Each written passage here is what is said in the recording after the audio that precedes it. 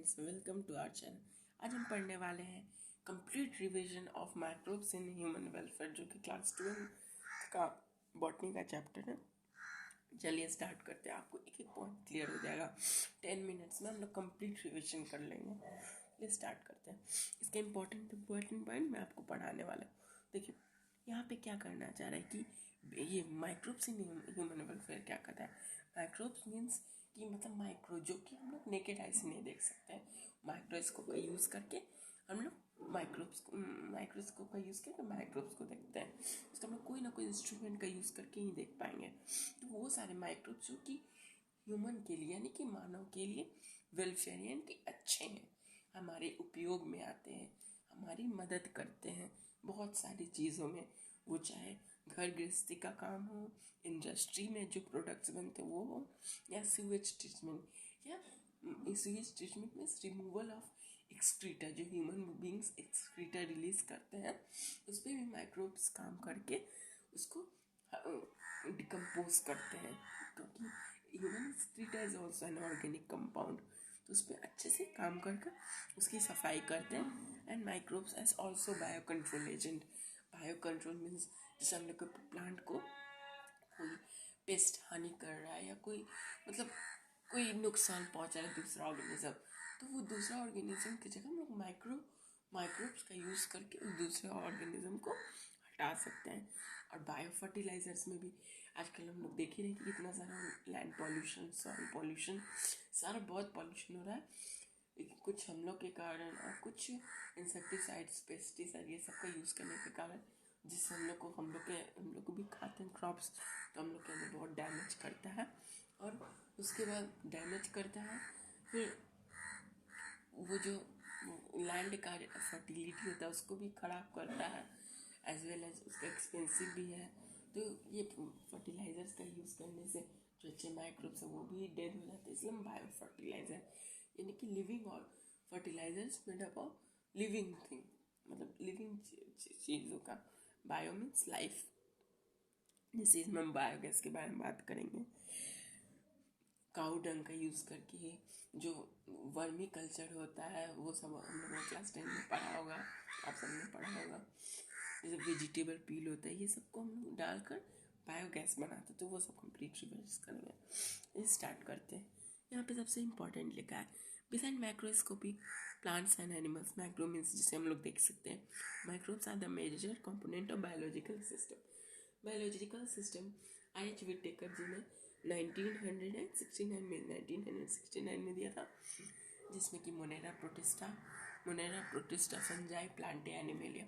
Monera में सारी unicellular, Protista में और यूनिसेलुलर, यूकैरियोट, फंजाई में ऑल मल्टीसेलुलर, प्लांटे में माइक्रोएल्गी, जिसको हम लोग नेकेड आई से नहीं देख सकते हैं। एनिमल्स में मेलिया में वो सारे ऑर्गेनिजम्स आते हैं जिनका लाइफ साइकिल में कोई ऐसा फेज आता हो जिसमें वो माइक्रोस्कोपिक हो, यानी कि माइक्रोस्कोपिक, जिन्हें हम लोग से नहीं देख सकते हो। तो इंस्ट्रूमेंट के द्वारा उस लाइफ फेज को में उनको हम देख सकते हो, तो उसको हम समझेंगे। यहाँ पे microbes are the diverse bacteria से क्वेश्चन आ सकता है। Virus, bacteria, plants, viruses, viroids का प्राइस, these all are the microbes, जो अच्छे भी होते हैं खराब भी होते हैं। तो इससे कोई क्वेश्चन नहीं बन सकता। नेक्स्ट पॉइंट पे सेल डायग्राम्स बन सकता है, अच्छे से पढ़ लीजिए। बैसिलस है, इसके अंदर ये एंडोस्पोर है, कोकस है, this is the Roche bacteria showing flagella. Clear हो गया। Polyhedral structure of adeno bacteriophage, ये जो बी वाला स्ट्रक्चर है एडिनो वायरस का है। This is a compact Roche virus. उसके बाद ये इसमें हम लोग क्या है, colonies of bacteria growing in petri dish. Fungal colony growing in petri dish. हम लोग की जो ज़रूरतमंद जो भी बैक्टीरिया है उसको ग्रो करवाना है, तो first of all petri dish लेंगे, उसमें जेलेडियम या ग्लिसलेरिया डालेंगे, jelly like nutritive medium provide करने के लिए। और फिर स्ट्रिकर मीन्स पेन टाइप होता है, उसको हम कोई दूसरा बैक्टीरिया या जिसका हमको ज़रूरत था उसको पहले से जो कॉलोनी होगा उसमें थोड़ा सा स्ट्रिक करेंगे। तो 1 करोड़ 1 लाख वायरस या बैक्टीरिया और फंजाई में से कुछ तो उस स्ट्रिकर में लगेगा, जिसको हम लोग फिर मीडियम में डालेंगे, अपना जो मीडियम रेडी किया होता है उसमें स्ट्राइक करेंगे, तो वो बैक्टीरिया जो हम लोगों ने डाला वो मीडियम की यूज़ करके अच्छे से ग्रो करेगा। उसका सिंपल सा यही कॉन्सेप्ट है। उसके बाद microbes in house hold products, वो सारे microbes in house hold products का यूज़ करते हैं, जैसे LAB यानी कि लैक्टिक एसिड बैक्टीरिया, लैक्टोबैसिलस। ये बैक्टीरिया का सिंपल फंक्शन आप ऐसे समझ लो कि जैसे मिल्क को कर्ड में कन्वर्ट करने के लिए इन बैक्टीरियाज का, इन्हीं बैक्टीरियाज के कारण कर्ड हम लोग जो खाते हैं वो पॉसिबल है। क्योंकि मिल्क में अगर हम सबसे पहले अगर हमको कर्ड बनाना है तो हम लोग कैसे बनाएंगे, वार्म टेम्परेचर थोड़ा रहेगा सर्दियों के मौसम में, उसमें थोड़ा सा इनोक्यूलम यानी कि जामन डालेंगे दही का, जिसमें कि स्मॉल अमाउंट में LAB यानी कि लैक्टिक एसिड बैक्टीरिया रहेंगे, जो कि जो मिल्क रहेगा उसके प्रोटीन को पार्शियली यानी कि हाफ ही डाइजेस्ट करेंगे। हाफ डाइजेस्ट कर करके उसके प्रोटीन को डाइजेस्ट कर देंगे, उसको कोगुलेटेड फॉर्म में कर देंगे। LAB play a very beneficial role in checking disease causing microorganism। LAB जो डिजीज कॉजिंग माइक्रो ऑर्गेनिज्म है उनके अगेंस्ट बहुत हेल्पफुल होता है। फिर उसके बाद जो डो हम लोग देखते हैं, पास्ता से डोसा, इडली, ये फर्मेंटेड कैसे होते हैं, बैक्टीरिया ही के द्वारा। इनके पार्ट ऑफ अपीयरेंस CO2 जो जैसे बैक्टीरिया इडली या डोसा का बैटर में यूटिलाइज करता है उसको, और CO2 रिलीज करता है, उसको तोड़ता है और CO2 रिलीज करता है। उसका नाम देखिए यहाँ दिया है, उसका यहाँ नाम है स्ट्रेप्टोकोकस फेकालिस लैक्टोबैसिलस फर्मेंटम ल्यूकोनोस्टा मेंस्टेरोइड्स बैक्टीरिया। ये तीनों बैक्टीरिया के नाम आप देख लीजिए, ये NCERT में नहीं दिए हैं। उसके बाद सैक्रोमाइसिस सेरिवेशी, इसका हम लोग काम क्या करते हैं, ब्रेड बनाने के लिए एंड अल्कोहलिक ड्रिंक्स बनाने के लिए, ब्रेड एंड अल्कोहलिक ड्रिंक्स। और टोडी इज ट्रेडिशनल ड्रिंक होता है। टोडी यानी कि टोडी को ताड़ी भी हम लोग बोलते हैं। फर्मेंटेड फिश, सोयाबीन, बैम्बू, इन सब का इस्तेमाल करके फर्मेंट करके भी खाना बनाया जाता है।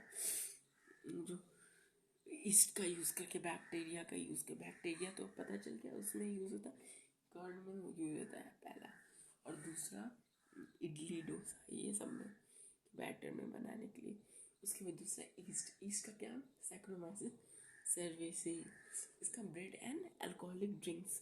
उसके बाद इतना आपको क्वेश्चन बना जहाँ से बनेगा मैं आपको बता रहा हूँ। डिफरेंट वेराइटीज़ ऑफ चीज़ सबसे ओल्डेस्ट फूड आइटम है जिसको हम लोग जानते हैं। उसके बाद स्विस चीज़ होता है जिसके अंदर होल्स होते हैं, वो भी CO2 के कारण होते हैं, जिसमें बैक्टीरिया लाता है।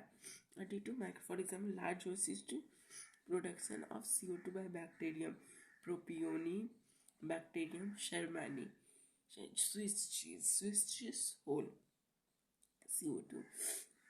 और ऐसे याद करते हैं कि शर्मा जी ने कुछ स्विस चीज़ दिया उसे, प्रोपियोनी बैक्टीरियम शर्मानी। और एक रॉकीफोर्ट चीज़ होता है जिसको स्पेसिफिक फंजाई के द्वारा किया जाता है। और ऐसा भी क्वेश्चन आ सकता है कि वो स्पेसिफिक फंजाई क्या है, उसका नाम बताओ। उसका नाम है Penicillium roqueforti. These are microbes in industrial products। Microbes के इंडस्ट्रियल प्रोडक्ट में अगर हम लोग को ब्रेड्स, केक्स, फर्मेंटेड ड्रिंक्स, ये अल्कोहल्स, ये सब लार्ज स्केल पे बनाना है, जैसे लोग मार्जिन कमाने के लार्ज स्केल पे बनाए, कॉस्ट कम पड़े, एक्सपेंडिचर कम लगे, तो उसके लिए इसको इंडस्ट्रीज़ में बनाते हैं। और जिस चीज़ में बनाते हैं जिसमें माइक्रोब्स को ग्रो करते हैं उसको कहते हैं क्या,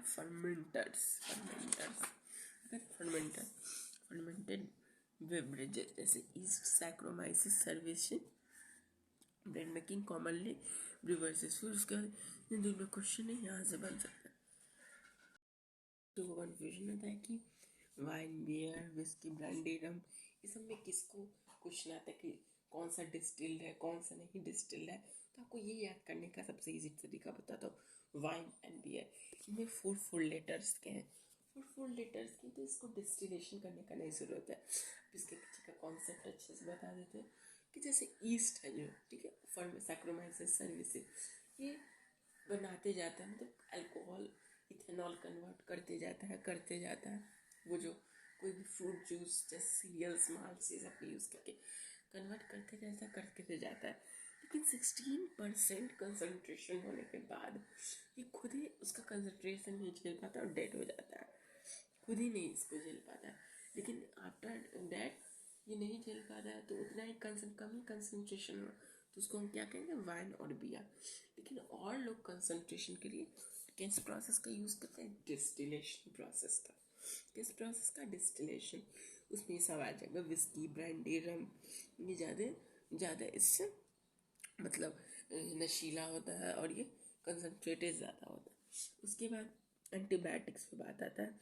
एंटीबायोटिक्स में अलेक्जेंडर फ्लेमिंग का काम आया यहाँ पे। सबसे पहले 20th सेंचुरी आपको याद करना, एंटीबायोटिक्स इन्हीं के द्वारा मतलब खोजा गया था। अलेक्जेंडर फ्लेमिंग क्या देखे कि ये जैसे ये ऐसे ही काम कर रहे थे, किस पे काम कर रहे थे, स्टेफाइलोकोकाई बैक्टीरिया, स्टेफाइलोकोकाई बैक्टीरिया पे काम कर रहे थे। तो इनका कल्चर बहुत दिन से साफ नहीं था, तो ये देखे थे कि कल्चर पे वो कल्चर मीडियम था उसमें हर जगह तो स्टेफाइलोकोकाई बैक्टीरिया ग्रो कर गया, लेकिन एक जगह नहीं ग्रो कर पाया जहाँ पे फंजाई था, जहाँ पे माउड था।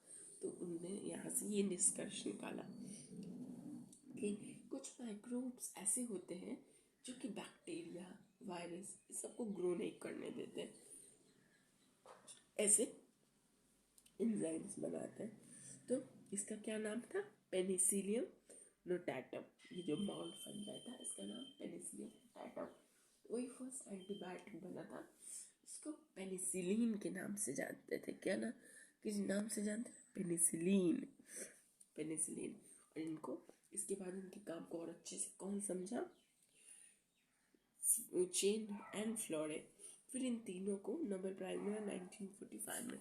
एंटीबायोटिक का काम किसमें आता है, प्लेग, वुपिंग कफ, काली खांसी, डिप्थीरिया, लेप्रोसी, कुष्ठ रोग। अब ये सबका ये यहाँ जो नेम लिखा है हिंदी में ये भी आपको याद करना है, इंपॉर्टेंट है, इसमें क्वेश्चन बनता है।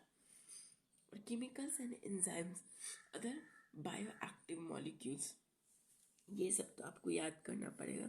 जैसे Aspergillus, fungi, citric acid, Acetobacter, acetic acid. ये क्या है, कौन बनाता है, क्या बना, कौन बना रहा है, कौन बना रहा है, क्या बना रहा है, कौन बना रहा है, क्या बना रहा है। फंगस सिट्रिक एसिड बनाया, क्लोस्ट्रम ब्यूटारिक एसिड बनाया, ऐसे ही ये सब है। और जैसे यहाँ पे क्वेश्चन है, लाइपेज है यूज्ड इन डिटर्जेंट फार्मूला में, पेक्टिनेज एंड प्रोटीजेस। ये जो फ्रूट जूसेस होते हैं इसको साफ करने में काम आता है, ज़्यादा यूनिफॉर्म दिखे, ज़्यादा साफ सुथरा दिखे। स्ट्रेप्टोकाइनेज जो होता है ये क्लॉट ब्लस्टर में काम आता है, कि अगर किसी को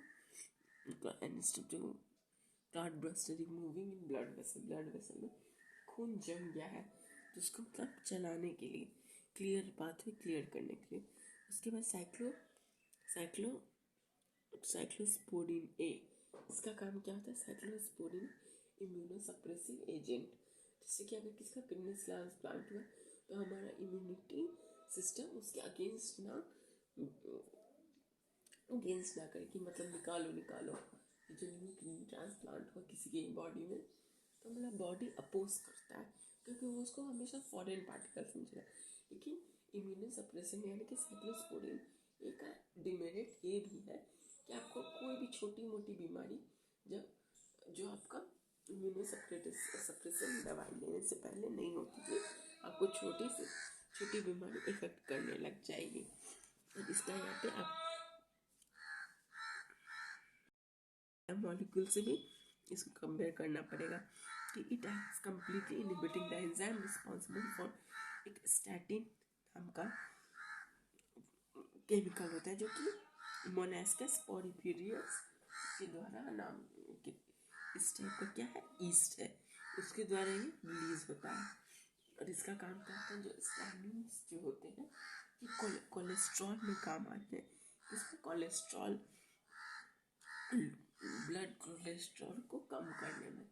वहाँ जाके ये बाइंड हो जाते हैं, जहाँ पे ये कोलेस्ट्रॉल बाइंड हो रिलीज होता है पहले कोलेस्ट्रॉल, और कोलेस्ट्रॉल रिलीज यहाँ पे जाकर एक्ट करता है, वहीं पे स्टेटिन उसको न जाने देकर खुद जाके बाइंड हो जाते हैं। तो यहाँ तक क्लियर हो गया इसका micro in sewage treatment. Microbes in sewage treatment का सबसे सिंपल है यहाँ पे कि माइक्रोब्स सबसे पहले क्या होता है, मैं आपको एनसीईआरटी के बिना ही अच्छे से ऐसे क्लियर कर देता हूँ कि देखो इसका सिंपल सा कॉन्सेप्ट क्या है कि सबसे पहले वो जो नाले का पानी है उसमें बॉटल्स, बड़े बड़े टीन, ये सब होता है, इसको हम लोग क्या करेंगे, फिल्ट्रेशन टैंक में डालेंगे। सबसे पहले वो जो बड़ी बड़ी चीज़ होंगी ऊपर तैरेंगी, और जो कुछ कुछ जैसे मिट्टी हो गए, ये पत्थर हो गए, ये सब नीचे सेटल डाउन हो जाएंगे, और बीच में क्या रहेंगे, नाले का human waste, human stools, excreta, urines, ये सब बीच में रहेंगे, और भी गंदे चीज़। तो ऊपर वाली चीज़ों को तो निकाल लेंगे, बॉटल्स, वो टीन्स बड़े बड़े, नीचे वाले तो नीचे से सेडिमेंटेशन होगा, और बीच में जो बचे जो यूनिफॉर्मली मिक्स्ड है, अब उसको भाई कैसे अलग किया जाएगा। और वो जो बचा हुआ पानी है उसको क्या कहते हैं, ये सुपरनेटेंट इफ्लुएंट। क्या कहेंगे, सुपरनेटेंट इफ्लुएंट। जो नीचे बैठ गया उसको all the solid settle down primary sludge बोलेंगे। फिर उसको सेकेंड में भेजेंगे, जिसमें क्या होगा, एरेशन टैंक या सेकेंडरी ट्रीटमेंट और बायोलॉजिकल ट्रीटमेंट।